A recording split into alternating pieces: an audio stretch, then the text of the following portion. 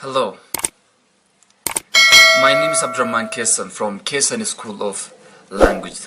Today I'm gonna teach you very important and crucial phrases or expressions, especially where we want to express something difficult, okay?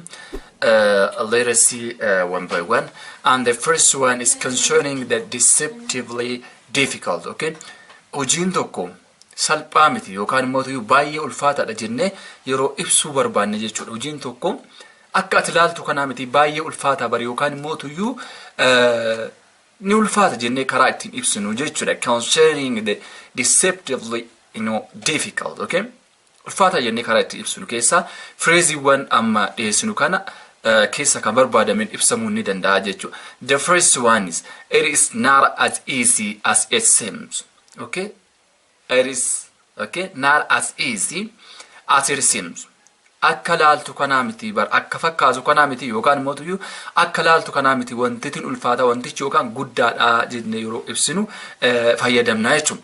The second one is it is not as easy as it looks, okay? Akkuma laaltu kanaa miti kan jalqabaa akka fakkaatu kanaa miti bar akka mul'atu kanaa miti wantitti jabaadha ni ulfaata jechuudha. Kan lammataa immoo it is not as easy as it looks, okay? Akka laaltu kanaa miti yookaan immoo akkuma mul'atu kanaa miti bar akka argitu kanaa miti in ulfaata jechuu yeroo barbaannu karaa ittiin wanti tokko jiin tokko in ulfaata jennee ittiin ibsinu keessaa isa tokko jechuudha. And the other one is it is harder than it looks, okay? Hanga ilaalamu caalaa baay'ee ulfaata hanga madaalame yookaan immoo hanga ijaan argine yookaan immoo hanga laalle caalaa baay'ee ulfaata jechuudha. And the other one is it is harder than you think, okay? Akka ati yaadde caalaa baay'ee ulfaataadha yookaan kan yaaddu caalaa baay'ee ulfaataadha jechuudha. Kanaaf wantichi in ulfaata jennee karaa ittiin ibsinu keessaa jechuudha.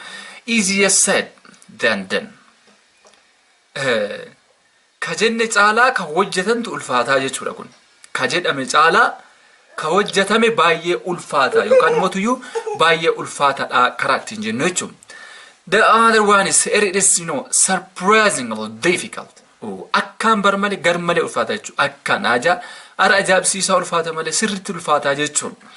And the other one is it is like looking for a needle in a haystack, okay? Akka limmoo jooniyaa waa keessatti guutame jiraami.